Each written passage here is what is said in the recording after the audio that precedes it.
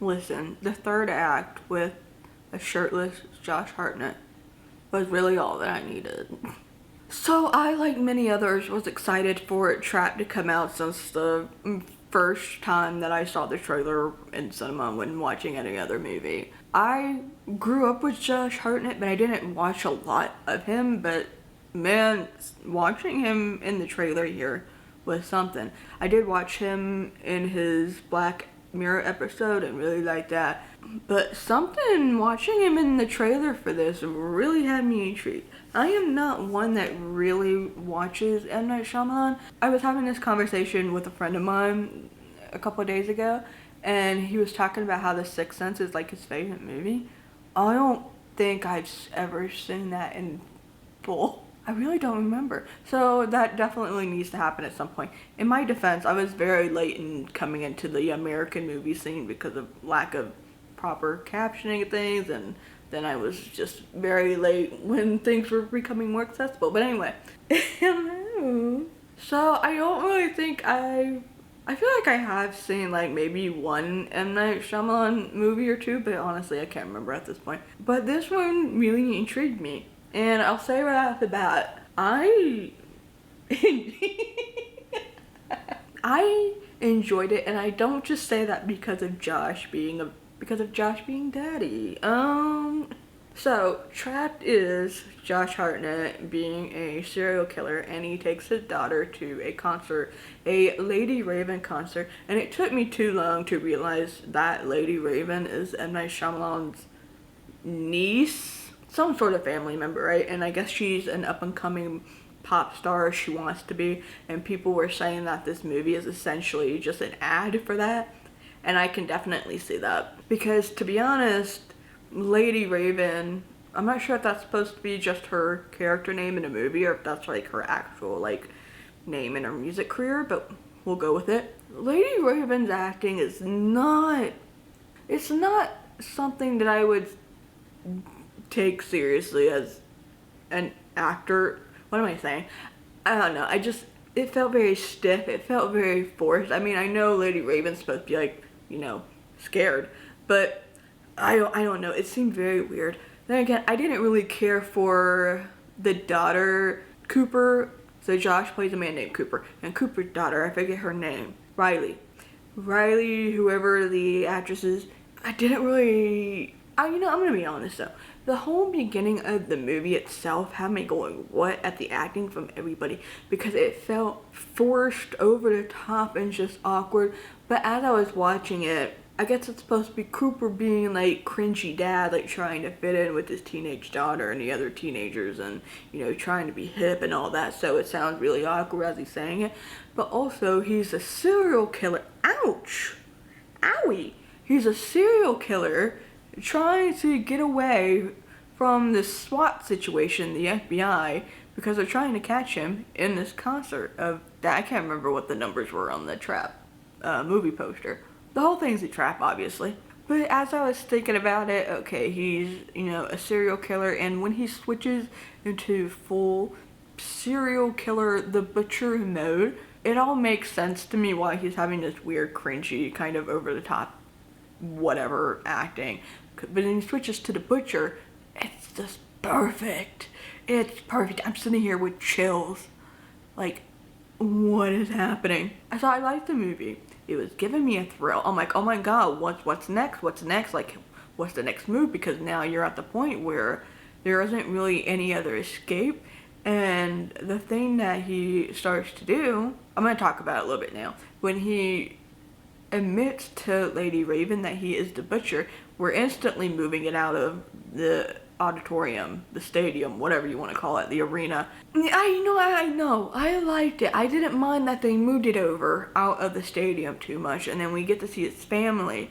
And I got a little bit excited with the actress. I forget her name, but I know I've seen her in like Disney Channel original movies, so it was really cool to see that. The son, Logan, was pretty forgettable.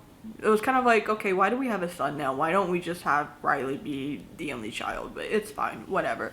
And when they come to find out, when everybody realizes, the husband's been up to something, and that scene when Raven is locking herself in a bathroom and Josh is losing his mind, or Cooper is losing his mind, I was getting chills just time watch. I'm like, holy crap, like, okay, this man scares me a little bit. And I'm feeling some type of way I probably shouldn't be, but it's only because it's Josh Hartnett.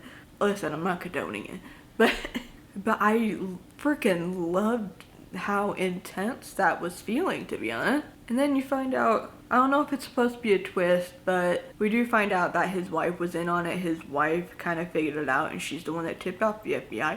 I honestly thought that Raven was gonna be in on it in some way. Like when he's getting ready to tell Raven that he is the butcher, I actually thought that she already knew and that they were like in on it. They were partners or something, but of course that wasn't it. The whole monologue between Cooper and his wife got to me. I'm in my seat. I am watching. I am so intrigued. Also, he just has his shirt off, which is, I'm supposed it's supposed to be for cleanliness reasons, so he's not getting stains on his shirt.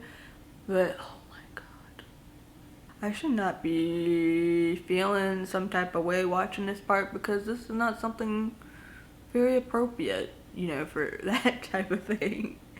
But I can't complain. I actually went looking on Google Images to try to see if anybody's gotten like a screen cap of that, if it was on IMDb or anything, so I could just save it and use that as my phone wallpaper. But holy crap, this entire scene, the monologue, speech, whatever was going on with those two, and then just with Cooper, I'm gonna need this man to play like evil people more often. Also, somebody did make a Michael Myers, you know, Halloween joke, because he is in Halloween 8 too. I haven't seen that one, but now I kind of want to. And somebody was making a joke about how like, oh no, he didn't, you know, Laurie didn't get him away from Michael, and so now here he is, just, you know, butchering people.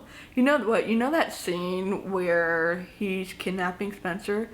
And that just seemed really weird and comical compared to the rest of the movie. Although people said that M. Night Shyamalan kind of tends to make like really deep, intense moments like this like a little bit comical, you know, try to get some relief out of it.